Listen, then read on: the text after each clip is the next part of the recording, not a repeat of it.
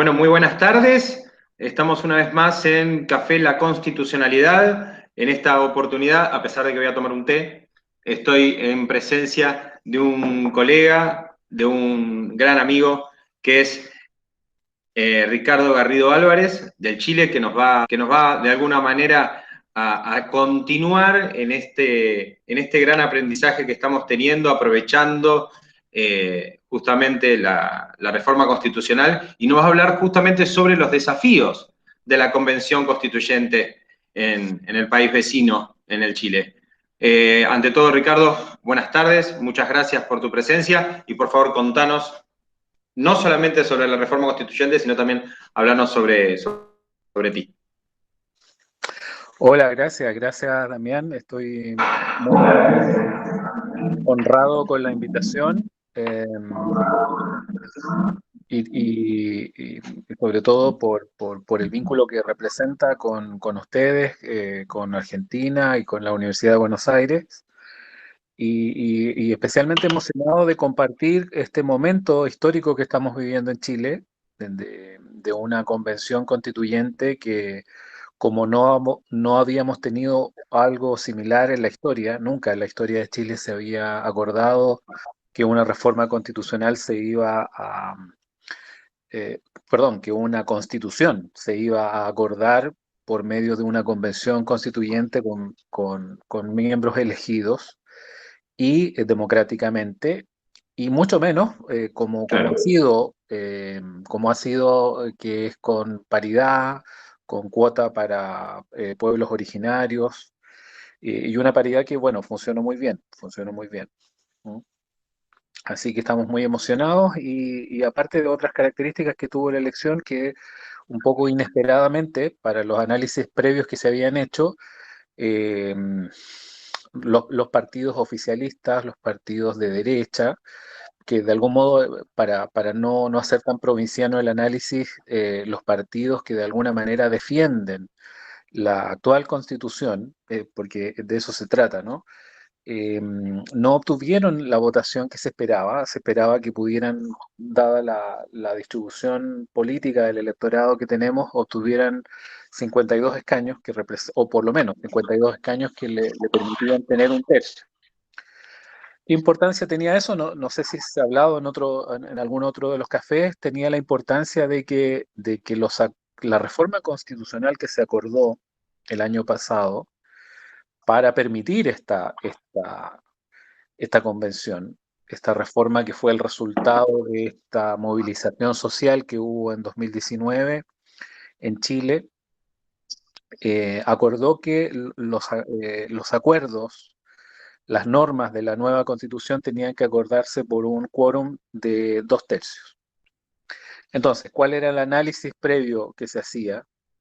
Que las fuerzas conservadoras iban a poder obtener al menos un tercio, lo que eventualmente, todo esto de especulación, pero eso eran los análisis que se hacían, eventualmente eso le iba a permitir vetar algunos contenidos. ¿Mm? Entonces, todos los que tenían la aspiración de que la constitución chilena se pueda parecer un poco a las grandes constituciones de los estados de derecho social, ¿no? De los estados de derecho social y democrática, como no sé, pienso en la constitución italiana, un poco en la constitución española, todos los que tenían esa aspiración o que teníamos esa aspiración, teníamos la preocupación de que algunos contenidos pudieran vetarse a través de este tercio. No sé si se entiende un poco el problema que se visualizaba. Bueno, nada de eso ocurrió y, y lo que ocurrió es que esas fuerzas políticas conservadoras tuvieron 38 escaños, si no recuerdo mal, o 39, ya no me acuerdo porque esto fue al calor de la elección y muy lejos, por lo tanto, de obtener esa capacidad de veto. En la práctica, lo que se ha hecho, o los análisis que se han hecho ahora sobre caliente, digamos, porque esto acaba de ocurrir, es que esta hoja en blanco que se decía, hay una constitución que se va a discutir con una hoja en blanco, no es una reforma de una constitución preexistente, está más en blanco que nunca. porque no es solamente que las fuerzas conservadoras no obtuvieran un tercio, sino que ninguna fuerza política obtuvo un tercio. Ninguna fuerza política tiene en la estructura de la convención constituyente una capacidad de veto. Y por lo tanto, esto es muy bueno, por lo menos desde el punto de vista de la convivencia política y de lo que uno aspira en términos de lo que una constitución debería tener, es muy bueno porque significa que van a tener que llegar a acuerdos. Digamos, los acuerdos van a producirse al calor de la discusión que se esté produciendo, no solamente al interior de la convención, sino que de lo que seguramente va a ser un gran diálogo social, ¿no? El país yo creo que va a estar en un estado de efervescencia en estos meses. Bueno, pero a ver, que de alguna manera uno ya sepa que con ciertas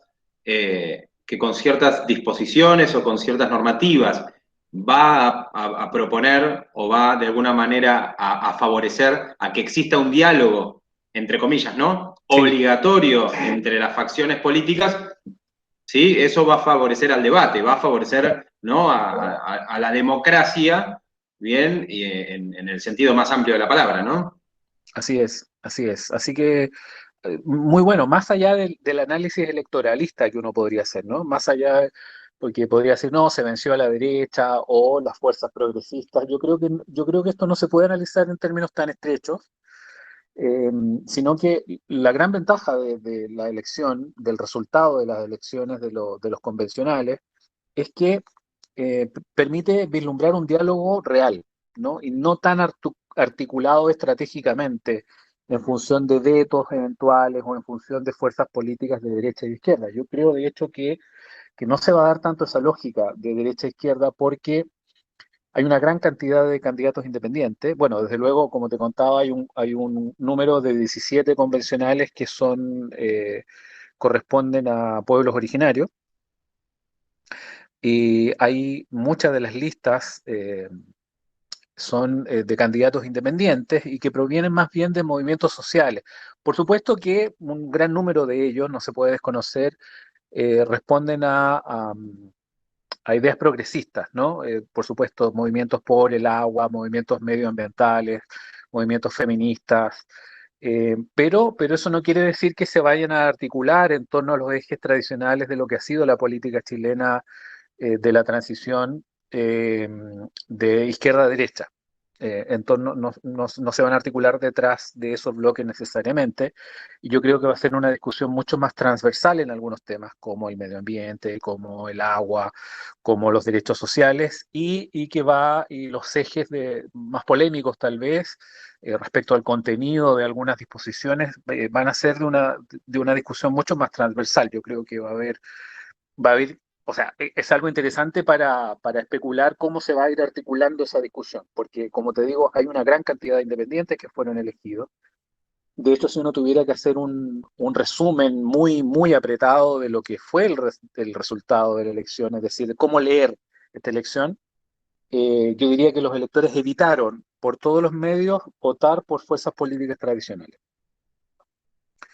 Ese mensaje es muy claro, más allá de que los analistas se declararon sorprendidos porque tenían las encuestas, digamos, daban otra proyección. Más allá de eso, yo diría que una gran lectura que uno puede hacer es que hay muchos candidatos independientes e incluso dentro de las listas de fuerzas políticas tradicionales, de partidos, hay preferencia por candidatos nuevos, por figuras jóvenes o por figuras Hay que una provengan de... renovación, ¿no? Digo, Totalmente, ahí se plantea una totalmente, renovación. Digo, o totalmente. sea, sin necesidad de llegar al estallido social del 2001 en Argentina, cuando la gente salió a la calle pidiendo que se vayan todos, por decirlo de alguna manera, hoy por hoy esta reforma constituyente lo que permite es que tal vez incorporen, se puede decir, se incorporen no solamente fuerzas políticas, sino nuevos personajes, ¿no? En el buen sentido de la Claro. palabra, ¿no? Nuevos personajes, nuevos actores políticos, bien, para de alguna manera también renovar, ¿sí? Totalmente, totalmente, totalmente. Ahora, está por verse si eso va a implicar una renovación de la política, porque estamos hablando de un contexto muy específico que es la Convención Constituyente. Aquí no ha pasado lo que en otros países, que hay como una renovación de los cuadros al interior de los partidos, y yo creo que eso se debe a que todavía hay una baja participación. Tal vez si hubiera una mayor participación política, eh, tal vez eso obligaría a los partidos a rearticular sus propios cuadros y sus propios pactos, pero por lo menos en la Convención Constituyente hay una composición muy diferente a la que tiene el Congreso, por ejemplo. Eso es muy llamativo. Muy diferente tanto en la distribución de las fuerzas políticas que están en el Congreso, como desde un punto de vista incluso sociocultural. Es decir, ha circulado acá en Chile una lámina que habla, por ejemplo, de dónde estudiaron los convencionales. Pues se están haciendo todo tipo de análisis, más allá de la paridad, que ya es una gran novedad, digamos, de dónde vienen, de qué profesiones son. Y, por ejemplo, hay proveniencia de colegios privados, de colegios públicos, de colegios subvencionados, que es una modalidad especial que existe acá en Chile. em, que es algo muy diferente a lo que pasa en el Congreso. En el Congreso hay una acumulación de sociocultural, de élite muy marcada, mayoría de ex estudiantes de colegios privados, es decir, hay toda una configuración diferente y eso es muy llamativo y es muy bueno porque la ¿sí? idea es que la Constitución exprese la sensibilidad de lo que el país es realmente y en Es ese que sentido justamente el problema que tiene la política muchas veces es un problema de sensibilidad. Creo que utilizaste el término más correcto, ¿no? Digo, cómo una persona, tal vez por eso un comentario que a veces hacemos aquí es, ¿cómo puede ser que un juez, ¿no? Por ejemplo, ¿no? Ministro de la Corte Suprema, que tiene seguridad, que tiene personal de seguridad, ¿no? Me refiero a que va con sí, un sí, sí, policía o con una persona armada todo el tiempo, que se sube a un auto en la puerta de su casa y que lo traslada a la puerta del tribunal, que ingresa por la puerta de atrás, que esa persona lo acompaña hasta su despacho, que tiene una secretaria, digo, y esa persona después va a hablar sobre, por ejemplo, ¿no? Una cuestión de seguridad. ¿No? Va a decir, va a referirse a la inseguridad que pueda referir una persona común, una persona de la calle, un trabajador como vos o como yo. O sea, vive de alguna manera en el mismo, estamos todos en el mismo nivel al momento de. Entonces, este tipo de incorporaciones, bien, este tipo de evaluaciones que tal vez están haciendo ahora, no ex ante, en cuanto a quiénes son los que van a resolver el futuro de la nueva constitución chilena, es muy interesante. sí, sí. Esa pluralidad es muy interesante. Sí, de hecho, ese análisis que tú haces se hizo, esa reflexión, digamos, se hizo acá en Chile en el gobierno anterior de la presidenta Bachelet, se discutió una reforma educacional muy profunda, o que al menos tenía una intención muy drástica, muy fuerte, de cambiar un poco el sistema público. El sistema público. Y se hacía esta reflexión, bueno, qué sé yo, el 80% de los parlamentarios que acordaron esa reforma han estudiado en colegios privados y el 90% de sus hijos estudian en colegios privados. Entonces se discutía de manera muy rimbombante sobre una reforma que en la práctica no los iba a afectar a ellos ni a sus hijos.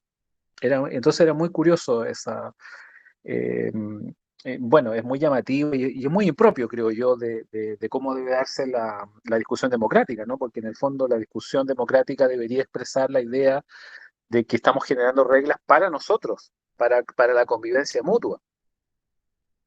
Claro, pero también no hay que olvidar que la Constitución es un límite, ¿no? Es el Claro, límite claro, al claro, poder del Estado, ¿no? O claro, sea, claro. si bien, o sea, la Constitución no es un código civil, la Constitución no es el Por código cierto. que va a regular las relaciones entre privados solamente, sino también lo que va a hacer es defender a las personas, defendernos a nosotros, ¿sí? De alguna manera, de los excesos del Estado, de los excesos de poder legítimo e ilegítimo. Por Bien, cierto, y justamente por del cierto. cual hay más que tener miedo, o mejor dicho, del que hay que tener más cuidado, es justamente del poder legítimo, ¿no?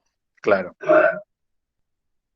Pero bueno, claro, no, muy por cierto. interesante, sí. Por cierto, claro, esas son cosas que digamos, uno todavía no sabe, porque la convención en la práctica todavía no comienza a funcionar, cómo se van a resolver, porque claro, esta es una discusión distinta, ¿no? A partir de lo que tú dices, no es una discusión como una ley y tampoco debería darse en términos político-estratégicos, digamos. Y en ese sentido creo yo que es interesante el resultado de la votación, porque de alguna manera saca un componente que estaba ahí bastante que ocasionaba muchas dudas, la capacidad de veto de fuerzas conservadoras, que iba a poner algunos temas y por lo tanto iba a situar la discusión en términos políticos estratégicos en circunstancias que deberíamos aspirar a tener una discusión distinta, no más deliberativa como se dice técnicamente o de la teoría. ¿Mm? Así que desde ese punto de vista, claro, es muy interesante y vamos a ver cómo la convención resuelve eso. ¿Ah? Por ejemplo, una discusión que, a propósito del tema, ¿no? de este café, una discusión que se está planteando ahora por algunos convencionales que ya están electos y que aparecen en programas de televisiones, es el tema de si la convención podría acordar, por ejemplo, plebiscitos, podría acordar apelaciones a la ciudadanía eh, en el contexto del trabajo de la convención. Es decir, supongamos que no se llega a acuerdo en algo, sobre algún tema específico y si la convención puede resolver o podría resolver, llamar a plebiscito para resolver algún tema específico. Eh, Esa discusión yo creo que tiene un contexto y el contexto es, que explica también el resultado de la elección, el contexto es la baja confianza en las fuerzas políticas tradicionales. Hace poco salió una encuesta que, para que te hagas una idea, o sea, es impresionante. El Congreso tiene un índice de confianza que está cerca del 5%. O sea, un 5% de la población confía en los parlamentarios. El 95% de la ciudadanía no confía en los parlamentarios del Congreso. Entonces, en ese contexto se dice, bueno, tal vez para fortalecer la legitimidad del proceso se podría. Claro.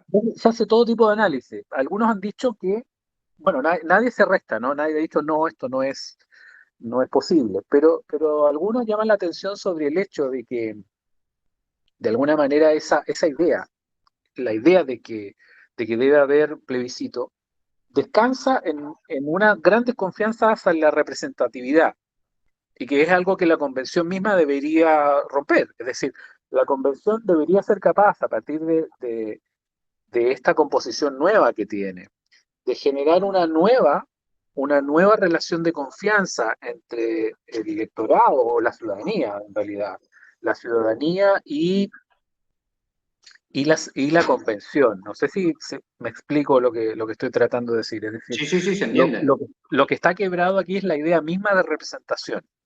Una idea de representación que está muy debilitada por todo lo que fue la Constitución del 80, con un sistema binominal de elecciones que lo que hacía en el fondo era perpetuar la presencia de dos bloques políticos y que tenían que llegar a acuerdos o componendas sobre todos los temas. Entonces, como está quebrada la idea de representación, algunos dicen, tal vez el plebiscito sea una salida, pero desde luego, la relación que debe establecer la convención con la ciudadanía es la de traspasar el diálogo social que va a haber. Entonces, porque eso es lo que no estaba ocurriendo. Es decir, lo que no estaba ocurriendo es que el Parlamento fuera capaz de filtrar o de traspasar la discusión o las preocupaciones sociales en las leyes. Pero es muy interesante, o sea, como discusión, no sé cómo lo va a hacer la convención, no sé si la convención vaya a resolver en algún minuto llamar a plebiscito sobre algún tema, pero es interesante que se plantee la discusión, o sea, cuál es el grado de profundidad de la crisis de la representatividad que autoridades que acaban de ser elegidas por un amplio margen, si tú quieres, ya se están planteando el tema de su propia representatividad o de asegurar, es decir, todos nos aproximamos en la discusión política que estamos teniendo en este momento en Chile desde una gran desconfianza sobre ese tema. Y eso es muy interesante como tema, digamos. Ya eso es parte de lo que se ha tematizado en estos días, en estos pocos días que han transcurrido desde la elección. Algunos dicen que sí, otros que no. De hecho, se ha tematizado también el tema de quórum, estos 2/3 que yo te contaba que están en la reforma constitucional que se hizo el año pasado, el año antepasado en realidad, a fines de 2019, para posibilitar esta elección que tuvo lugar ahora, esta convención, y que hablaba de los 2/3. Algunos dicen, bueno, ya tenemos una mayoría tan amplia, ya no tenemos veto, podríamos cambiar ese quórum. Entonces, esa es otra discusión interesante. Un- un, eh, Nosotros desde el punto de vista teórico podríamos decir, bueno, pero se puede, se podría. Es decir, hay una reforma constitucional que habilitó una convención constitucional con ciertas reglas. Y entre Claro, esas reglas estaba un quórum de 2/3 para acordar el contenido de la nueva constitución. ¿Podría la convención ya elegida, cambiar ese quórum? Es una pregunta interesante, porque totalmente. los que dicen que sí, dicen, bueno, pero nosotros tenemos una mayor legitimidad que el Parlamento para acordar esto. Y vamos a discutir y queremos discutir esto con mayor tranquilidad, etcétera. Bueno, te lo dejo planteado, yo mismo no tengo claro, yo tiendo a pensar, mi opinión personal es que tal vez sería como mensaje muy importante que se respetara la regla que se acordó, porque Claro, es la misma regla que les permitió a ellos ser electos. Y también hubo un plebiscito de entrada para esta elección. Es decir, no es que llegamos a esta elección producto de la reforma constitucional directamente, sino que lo que la reforma constitucional decía es que iba a haber un plebiscito que se efectuó, que ya se efectuó el año pasado, y en ese plebiscito la ciudadanía iba a decir si había o no había reforma constitucional y si el mecanismo era. Habían dos preguntas en ese plebiscito. Y por un lado, si había o no reforma constitucional. Y si había, ¿cuál iba a ser el mecanismo? Mediante una comisión mixta integrada por parlamentarios y convencionales o una convención solamente con miembros elegidos. Y ese plebiscito arrojó el resultado, por un 85%, arrojó el resultado de que se quería la reforma y la reforma con miembros exclusivamente elegidos. Entonces, una pregunta que se hacen los que son contrarios a esta idea de que se cambie el quórum es, bueno, ahí ya hubo una pregunta sobre la base de ciertas reglas que ya estaban sobre la mesa. No es que esto llegó arbitrariamente de un acuerdo político del 2019, sino que además hubo un plebiscito en que se le preguntó a la ciudadanía, ¿usted con esta regla está de acuerdo con que haya reforma constitucional? Sí. ¿Con qué mecanismo? El mecanismo de una convención. ¿Puede esa convención elegida, ya elegida, cambiar alguna de las reglas que posibilitaron su elección? claro, no. O sea, hay un problema ahí que aparte lo que también hace es pone en riesgo la legitimidad, ¿no? Digo, de la propia convención, de los propios constituyentes, de la labor que de alguna manera se les está encomendando. Son pautas que tienen que estar claras, me parece, ¿no? Sí, A esta yo altura. creo lo mismo que tú. Yo creo lo mismo que tú. Yo creo que sería, aunque esté de acuerdo en que el quórum de 2/3 es muy alto, yo creo que sería más nocivo y respetar esa regla que cambiarla. Claro. O sea, que es mejor conservarla y respetar las reglas. Pero bueno, nada está dicho. En principio todo el mundo entiende que se va a mantener ese quórum, o hasta el momento es el quórum que existe, digamos. Pero estas discusiones ya se están poniendo sobre la mesa. Ya se están poniendo sobre la mesa. Eh, como Interesante. interesante, ¿no? Interesante. Sí, Hay sí, sí, sí, otro. sí. Mirá, hablaba con Natalia Moreno, colega y obviamente coterránea tuya, en cuanto a también el momento, ¿no? Digo, poder vivir una reforma constitucional de esta envergadura y principalmente en este tiempo donde, bien, la reforma constitucional de 1994 en Argentina fue con otras tecnologías, por decirlo de alguna manera. Claro, Esta reforma constitucional tiene que ser moderna, tiene que tener muchísimo cuidado porque todo lo que pase se va a filtrar, todo lo que, bien, o sea, digo, no son, no es no es un tiempo de ostracismo, no estamos en tiempos de alguna manera donde hoy, ostracismo, a pesar de que estamos en tiempos de sí, pandemia, ¿no? Pero digo, no estamos en tiempos donde las cosas no se van a difundir. Yo pensaba, por ejemplo, la vez pasada, cuando en Argentina se dio, la vez pasada, estoy hablando creo que hace un año o dos, tal vez se dio el primer juicio por jurados en nuestro país, a pesar de que la reforma del 94 decía que tenía que darse, tardó como 20 y pico de años en darse el primer juicio por jurados. Y claro, ¿qué pasó? Las personas que, de alguna manera, los jurados, estaban en contacto, ponele, no digo, podían estar en contacto con la televisión. Entonces digo, bueno, se les intentó, por decirlo de alguna manera, se evitó que las personas que eran los jurados que estén en contacto con la televisión, pero no se les sacó los teléfonos. Entonces, las redes sociales, todo eso, en el año 94, bien, me imagino que en Estados Unidos debe pasar lo mismo, que no, que tienen juicio por jurados, digo, hace mucho tiempo, digo, no se imaginaron lo que puede llegar a pasar. Entonces las personas, de alguna manera, independientemente de que la condena social era muy fuerte, llegaron al momento de tomar la decisión de alguna manera con el Twitter, con el Facebook, con el Instagram, con los portales de noticias y todo. O sea, y esto va a pasar, por decirlo de alguna manera. La reforma constituyente en Argentina nos vamos a enterar de si de alguna manera hubo una discusión en el recinto antes, por decirlo de alguna manera, de que aparezca en un diario o antes de que aparezca en un papel en Chile. Bien, o sea, va Totalmente. a volar todo, ¿no? Va a diseminarse. Sí, antes de la elección, sí, yo estoy muy de acuerdo contigo y claro, el contexto social, Eso. la tecnología que hay ahora va a hacer de este proceso algo muy diferente a lo que se han vivido en las últimas décadas, el 94 en Argentina, eh, o la reforma de Colombia o la de Ecuador, que son recientes, pero en pocos años tenemos acceso a más cosas. Ahora todo el mundo tiene un smartphone y va a poder registrar fotografías, qué sé yo.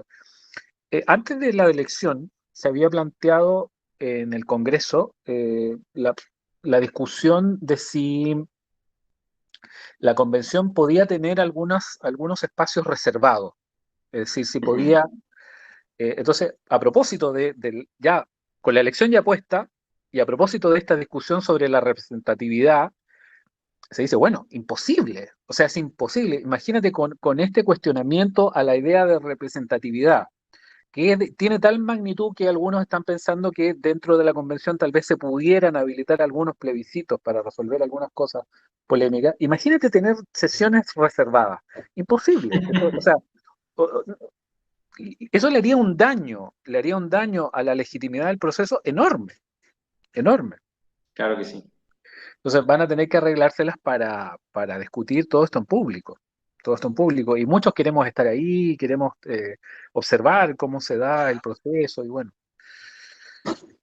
Muy bien, muy bien, muy bien. Bueno, va a ser un gran film para nosotros, ¿no? Desde ya, un gran Sí. film para seguir, para compartir. Vamos a tener que seguir reuniéndonos, vamos a tener que seguir haciendo estos café, la constitucionalidad, para de alguna manera seguir compartiendo e ir viviendo el minuto a minuto, el día a día y todo lo que pase allí que obviamente traerá repercusión aquí. Así que, Totalmente. Ricardo, te agradezco muchísimo tu tiempo, te agradezco muchísimo tu predisposición, siempre te has mostrado muy predispuesto, hoy fue el día, hemos compartido clases juntos de los cursos válidos para el doctorado y hoy, bueno, te compartimos este café o este té y compartimos esta temática tan interesante para los dos. Te agradezco mucho. Gracias a ti, Daniel, y un honor, un saludo para ti y para toda la comunidad académica de Buenos Aires, que bueno, es muy tan prestigiosa y tan sofisticada. Así que un honor para mí, la verdad, y muchas gracias por invitarme. Bueno, muchísimas gracias a vos por participar. Te mando un gran abrazo. Otro para ti, otro para ti.